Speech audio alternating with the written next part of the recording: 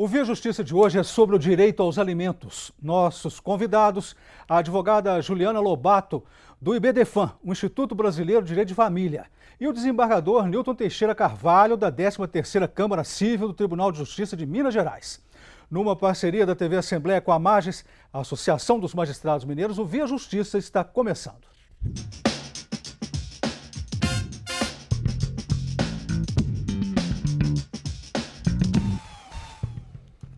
O direito aos alimentos no Brasil. Neste programa nós vamos falar sobre pensão alimentícia, ação e execução de alimentos e a prisão do devedor. Desembargador Nilton, qual é o significado jurídico do termo alimentos? Alimentos é um termo abrangente, não é apenas alimentação no sentido simples, né? Necessidade alimentar. Abrange vestuário, abrange educação, saúde, toda a necessidade para que a pessoa possa viver ou até mesmo sobreviver, né, sem maiores dificuldades neste mundo. Doutora Juliana, como a Constituição Federal coloca o direito aos alimentos? Quais os princípios que o regem? Na verdade, são vários princípios, né?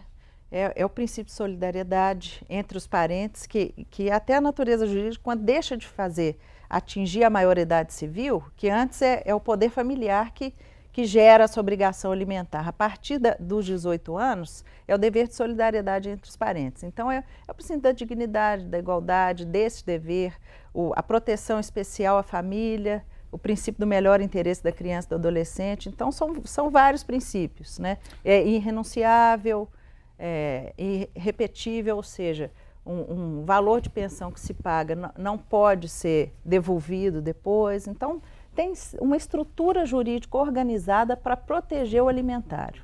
Desembargador, como o Código Civil define a obrigação alimentar? A obrigação alimentar é do pai para com os filhos, ou seja, em razão, conforme a Juliana está falando, do poder familiar, que vai até os 18 anos, e após os 18 anos em razão do parentesco. E também em razão do vínculo do casamento ou da união estável.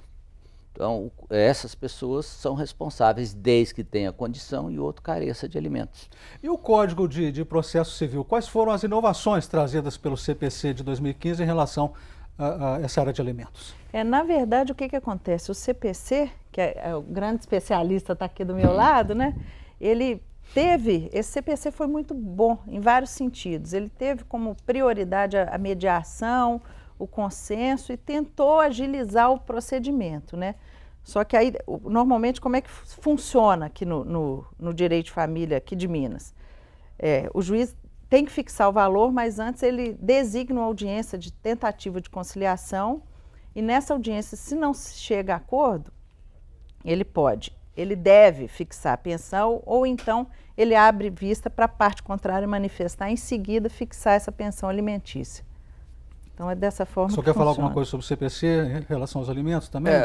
O CPC tentou melhorar, né, a questão dos alimentos, principalmente na execução, né, do devedor de alimentos, onde permite até mesmo que seja protestado esse título, né, após a citação do devedor de alimentos. Então, pensamos que a proposta seria de melhora ou de uma rapidez maior. E, na verdade, só complementando, tem que efetivar esse direito à cobrança desse crédito, porque é o que a gente fala, infelizmente, é um calvário nessa execução de alimentos. Até que se receba efetivamente, o alimentário já se endividou e já sofreu várias restrições materiais, sabe?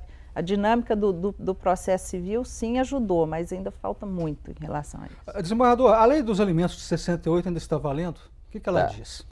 Ela tem que ser adaptada ao Código de Processo Civil atual, o próprio Código Civil, a Lei 5.478. Ela diz que o juiz, ao despachar a inicial, já fixa os alimentos provisórios, ela cria um rito todo especial, né, de tramitação, porque a proposta, o entendimento que tem, é que os alimentos são urgentes, a fome não pode esperar. Então tem um rito, que eu vou chamar aqui de especialista, no sentido de especialismo, né, no sentido de rapidez, para que esses alimentos sejam fixados. Então ela simplifica, ela tira daquele formalismo processual, de um processo longo, e cria um espaço curto para se chegar a uma sentença na ação de alimentos. Há diferentes tipos de alimentos na conceituação do direito brasileiro: compensatórios, transitórios, gravídicos, provisórios, provisionais, regulares, futuros, pretéritos, conjugais, definitivos. Vamos explicar sobre eles. O que são alimentos compensatórios, doutora Juliana? Alimentos compensatórios é uma nova modalidade muito recente e eu torço para que todo mundo busque esse direito. O que acontece? Ele tem caráter indenizatório, ele não tem caráter alimentar e ele visa diminuir a diferença de padrões pós-separação entre os cônjuges. Então, normalmente, o que acontece? Com a maternidade, existe um decréscimo profissional da mulher, os cuidados com o lar, com o marido. Hoje ainda existe, né? Não pode se dizer que a mulher é totalmente autônoma na sua função laborativa. Então, isso tudo gera um decréscimo profissional. E, normalmente, o cônjuge, o varão, ele consegue um alcance maior na profissão e no rendimento, e a mulher fica um pouco estagnada. Quando há separação, não é justo que ela fique abaixo financeiramente dele. Então, os alimentos compensatórios teve essa natureza de tornar isonômica essa realidade financeira. Mas paga na integralidade ou parcelado? Aí depende do caso. Eu já tive caso de pagamento em uma parcela só e já tive caso de prestações alimentares. Outra coisa também que tem que ser evidenciada, independente do regime de bens, existe a possibilidade dos alimentos compensatórios, independente da mulher, que normalmente é a parte mais hipossuficiente, estar trabalhando. Às vezes ela tem uma renda, mas não suficiente para ficar no padrão que ela tinha na família. O que são alimentos transitórios, desembargador? Transitórios são alimentos fixados para o cônjuge ou convivente que deles necessita por um prazo certo. Porque, pelo Código Civil, os alimentos são devidos enquanto ao cônjuge necessitado ou o companheiro necessitado precisar deles. Mas por construção jurisprudencial, advinda lá do Superior Tribunal de Justiça, na qual eu não concordo, fixou-se os alimentos por determinado prazo. Ou seja, o juiz vai falar para a mulher: você é jovem, pode voltar ao mercado de trabalho, então eu vou fixar uns alimentos pelo prazo de 2 anos. Mas e daí se no final desses 2 anos ela não conseguir esse trabalho? Ela não vai poder mais ter os alimentos. Então tem que ter muito cuidado na fixação desses alimentos transitórios. E se fosse eu o advogado, eu não aceitaria alimentos transitórios. Ou seja, o próprio Código Civil já dá os casos que levam à extinção. A mulher casar de novo, ter outra família ou ganhar o suficiente para se viver. E não nesse caso, na qual, através de jurisprudência, falou: não, você vai receber os alimentos só por um determinado prazo, depois você se vire. O que são alimentos gravídicos? Os alimentos gravídicos, eles existem para permitir que a gestante tenha um pré-natal adequado. Eles visam o bem-estar desse feto. Então, existe, por exemplo, a possibilidade, prova-se a existência desse relacionamento amoroso com o suposto pai, né? E com sinais de que houve esse relacionamento amoroso e com isso a concepção, fixa-se essa pensão específica para permitir que ela tenha um pré-natal adequado, faça os ultrassons, monte o carro da criança até o nascimento desse filho. Agora, e no caso de natimorto? Aí perdeu-se o objeto dessa ação, né? Aliás, com a própria nascimento da criança, muda a natureza jurídica da obrigação alimentar. Antes era para o pré-natal, para que essa criança nascesse com saúde, a partir do nascimento dela com vida, é uma ação de alimentos convencional. E se falecer, acabou-se a história. Mas né? o que pagou durante a gravidez não devolve. E aí isso exatamente é um dos princípios da pensão alimentícia. Eles não são devolvidos. Como classificar os alimentos provisórios e provisionais, desembargador? Na verdade, para ser bem sincero, é uma distinção que não é mais necessária no momento presente. É mais processual do que material. Na verdade, alimentos provisórios, hoje nós chamamos a antecipação de tutela. Ou seja, o juiz já no início, independentemente da instrução do feito, já fixa os alimentos provisórios. Ou seja, já tem prova pré-constituída. Quando não existe prova pré-constituída, quando o pedido for feito em uma cautelar, geralmente fala-se em alimentos provisionais, ou aquele alimentos que a mulher então pedia para poder demandar na ação de divórcios, alimentos esses que também está superado pela colocação da doutora Juliana, em vez de pedir alimentos provisionais, pede já alimentos compensatórios. Então, no momento presente, essa distinção entre alimentos provisórios e provisionais não vale a pena de ficar sustentando. Todos os alimentos provisionais são alimentos provisórios. Via Justiça faz agora um rápido intervalo e voltamos em instantes.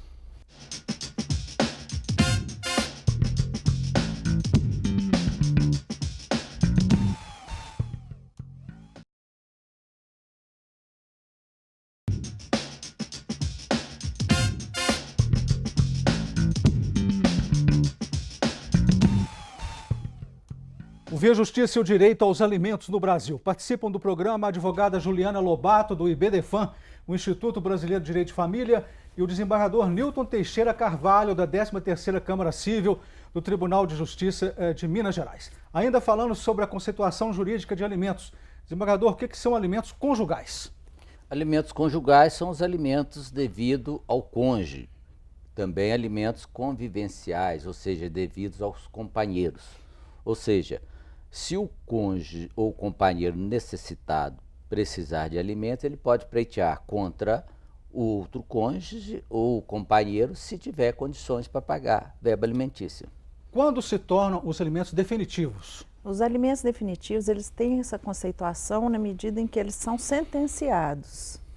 Então, houve uma sentença fixando a pensão alimentícia, os alimentos tornam-se definitivos. Mas significa para toda a vida? Não, nada para a vida toda, na verdade, né? Nesse caso, se houver alguma possibilidade de desoneração de pensão, vai se perder os alimentos. Em quais sentidos? Se a pessoa se casar, se ela passar a viver em união estável ou se a hipossuficiência financeira dela acabar.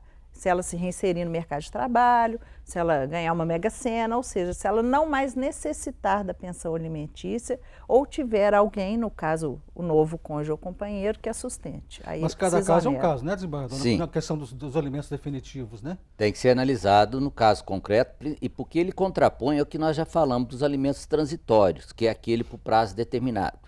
Os alimentos definitivos tem que ser analisado sim e bem. Eu daria preferência para os alimentos definitivos em determinados casos, como por exemplo aquela mulher que se casou, foi obrigada a deixar o emprego, e ainda existe em pleno século XXI essa proposta, deixar o estudo, ficou 10 anos, 4 filhos, e agora o marido pediu divórcio. Como admitir que se fixe um alimento por prazo certo, correndo o risco de chegar desse prazo, ela ainda não voltou no mercado de trabalho? Nós estaríamos beneficiando o próprio marido, que foi o causador de todo esse comportamento ou exigência para que casasse com a mulher. É uma questão de justiça. É uma questão de justiça. O único caso de prisão civil na lei brasileira é deixar de pagar alimentos da cadeia. Doutora Juliana, quais os requisitos para a prisão civil por dívida de alimentos? O requisito é a dívida ser líquida, certa e exigível e ser no mínimo com 3 meses de atraso.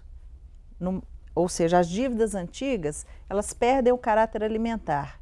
Então tem que estar atrasado primeiro, segundo ou terceiro mês. E aí sim pode-se pedir a prisão civil. Qual que é o prazo dessa prisão, desembargador? Quantas vezes a pessoa pode ser presa por deixar de pagar alimentos? O prazo também já é uma discussão na própria legislação e na jurisprudência. Eu continuo entendendo que são 6 meses, embora a lei fala de 1 a 3 meses. Mas por um equívoco do legislador, ele esqueceu de revogar o artigo 19 da Lei de Alimentos, que prevê 60 dias. Entre um prazo maior e um menor, como a prisão é exceção, me parece que deve prevalecer o prazo menor de 60 dias. Como foi a jurisprudência no Código anterior, não alterou nada os fatos. Então, parece-me que o prazo máximo é de 60 dias. Mas o senhor falou 6 meses? Não, desculpa, de 1 a 3 meses. Ah, de 1 a 3 meses. De 1 a 3 meses prevê o 523, parágrafo 7º. E o artigo 19 da Lei dos Alimentos prevê 60 dias. Parece-me que tem que prevalecer 60 dias, como assim o era no Código Civil anterior. A outra pergunta, qual prazo, quantas vezes eu posso ser preso no Brasil? Por novas dívidas, N vezes. Você não pode ser preso pela mesma dívida mais de uma vez. Mas nós sabemos que alimentos são prestações periódicas e sucessivas. Então, se eu já fui preso por essa dívida, não vai quitar. Terminado o prazo, eu vou ser liberado. Mas aquela dívida antiga pode ser objeto de execução com penhora de bens. Agora, as novas parcelas vencidas após a prisão podem ser objetos de execução com um novo pedido de prisão no novo processo. Nós fomos às ruas perguntar à população de Belo Horizonte: você é a favor da prisão de quem não paga a pensão alimentícia ou isso deveria ser mudado na lei? Em certos casos eu sou a favor, sim. Porque o Brasil é um dos países que tem muito grande o caso de abandono parental por parte do pai, né? E isso eu acho que dificulta muito, porque deixa para a criação apenas para a mãe. Concordo, a legislação encontrou uma maneira eficaz e bastante positiva para encontrar solução para as pessoas que precisam de alimentos, as crianças, as pessoas que estão passando necessidades. Acho importante essa forma que a legislação encontrou, até porque vem funcionando há vários anos, né? Acho que tem tido um saldo, um resultado positivo. Eu não concordo. Eu acredito que há outras formas de compelir a pessoa que está em débito com a pensão alimentícia para que ela arque com a sua responsabilidade. A partir do momento que a pessoa deixa, né, de cumprir uma obrigação que ela tem com o outro, ela tem que sofrer uma sanção. Quem sabe a prisão seja um estímulo, né, para ela fazer o pagamento. A pessoa, quando ela pretendeu, tipo assim, planejou ou não ter um filho, ele tem que arcar com os papéis dele, que na verdade são deveres. E querendo ou não, se você não cumpre esse dever com seu filho, você tem que arcar com as consequências do Estado. E a senhora, doutora Juliana, concorda ou não com a prisão alimentícia? O que a senhora achou do Povo Fala? O povo realmente é sábio, né? O que acontece é o seguinte: a gente tem que, enquanto jurista e operador do direito, a gente tem que pensar em toda e qualquer possibilidade para proteger o direito do hipossuficiente, do alimentário. Então, a prioridade tem que ser essa. Então, a prisão civil, ela é necessária, ela é justa e basta, se a pessoa não consegue pagar a pensão, ela que propõe o revisional de alimentos para tentar reduzir e fazer a prova de que reduziu a necessidade ou a possibilidade dela. Então, assim, se comprometa com o alimentário, né? Tudo bem que a justiça, ela não conserta o caráter de ninguém, mas por isso que existe a lei. A lei existe para fazer com que as pessoas que não se comprometem afetivamente nem materialmente com os filhos paguem a pensão alimentícia. Então, assim, é a prisão civil e diante da própria demora da dinâmica, o protesto, eu já vi decisão de bloqueio de cartão de crédito, de retenção de carteira de habilitação, de passaporte. Então, assim, todo dia a gente pensa numa medida. E uma observação, permita, é que só vai preso se não comprovar impossibilidade de pagamento. Não é uma prisão automática. Exatamente. Eu tenho o direito de defesa e se eu comprovar que não posso pagar, eu não serei preso. Vamos continuar falando sobre prisão do devedor de alimentos no próximo bloco. Via Justiça faz mais um intervalo e voltamos em seguida com o bloco final do programa.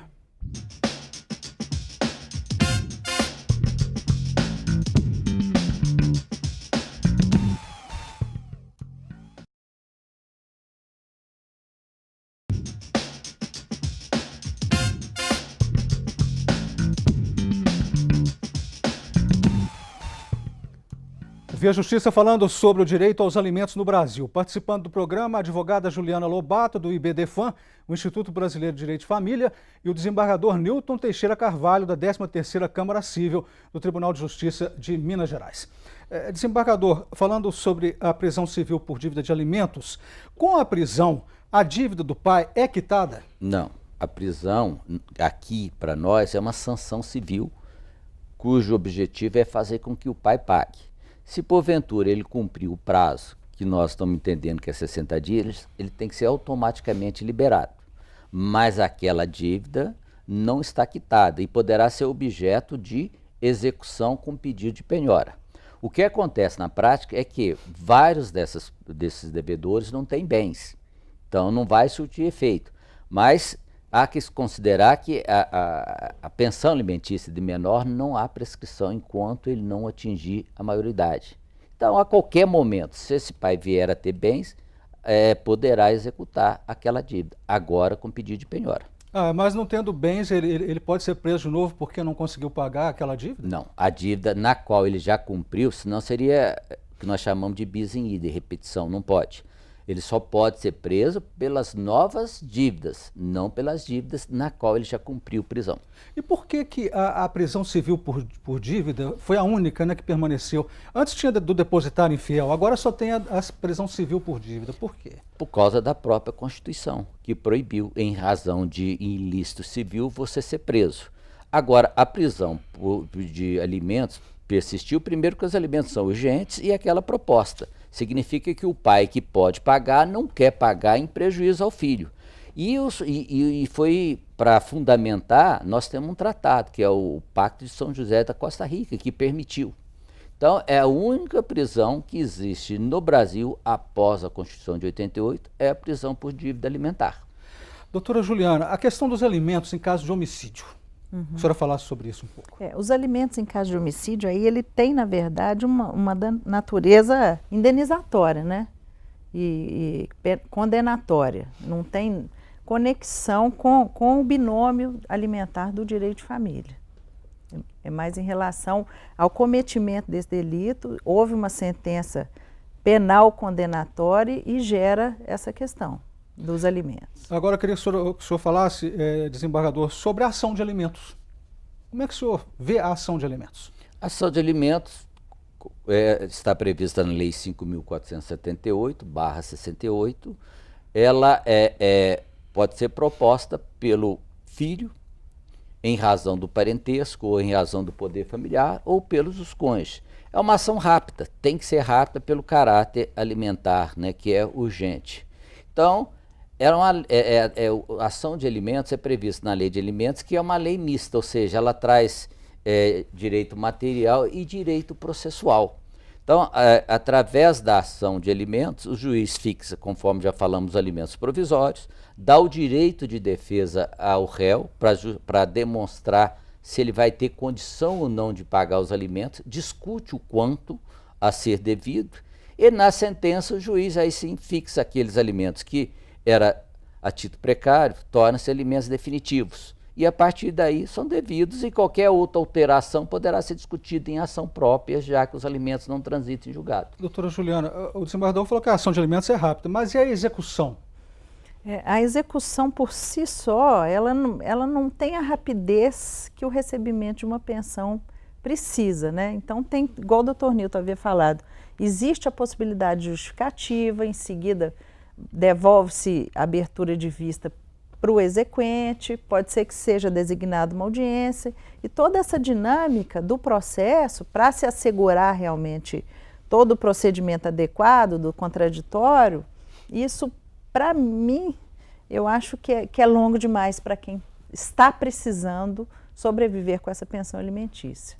A gente está chegando ao final do programa. Considerações finais do senhor, desembargador. Eu acho que uma maneira de evitar toda essa demora são os alimentos descontados em folha de pagamento. Quando a pessoa tem um emprego fixo, quando é um funcionário público, porque se é descontado em folha de pagamento, nunca vai haver atraso e, portanto, nunca vai acontecer uma execução de alimentos.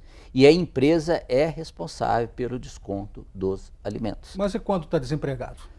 Quando está desempregado, se a pessoa realmente não tem condições de pagar, ela pode até mesmo antecipar uma execução de alimento. Ela pode pedir uma ação de suspensão de pagamento de verba alimentar. Alguns falam exoneração, mas eu acho que não, que é suspensão até que ele volte a ter condições quando conseguir um novo trabalho. Considerações finais da senhora? Outro ponto importante a ser complementado é que os parentes daquele que não consegue pagar a pensão alimentícia podem ser demandados para ou complementar a pensão que está sendo paga abaixo da necessidade ou para substituí-lo. Então, normalmente são até os avós, né? Se o pai não consegue pagar a pensão, pode se propor, face à prova dessa impossibilidade, e os avós, sim, podem ser responsáveis. Na ausência dos avós, os tios ou quem mais até que tiver grau uma de relação. parentesco? Não existe bem essa... Normalmente ficam até os tios, né? Mas podem ser presos se não pagar? Podem ser presos. Se for fixada uma pensão, para que essas pessoas paguem, se não pagarem e não justificarem, vão ser presos, sim. Muito obrigado à senhora, muito obrigado ao senhor pelas participações. O Vê Justiça de hoje termina aqui. Nós conversamos com a advogada Juliana Lobato e com o desembargador Nilton Teixeira de Carvalho. Fale conosco pelo e-mail viajustiça@mages.com.br. E até o nosso próximo encontro.